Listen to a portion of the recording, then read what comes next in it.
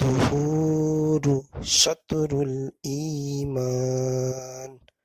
পবিত্রতা হলো ঈমানের অর্ধেক অংশ।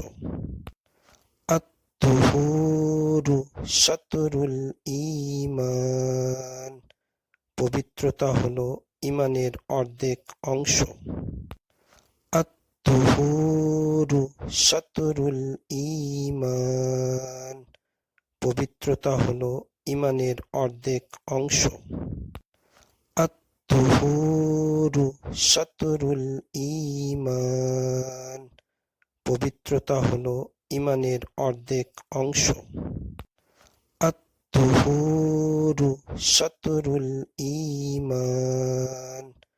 পবিত্রতা হলো ঈমানের অর্ধেক অংশ। আত-তুহুরু শাতরুল ঈমান।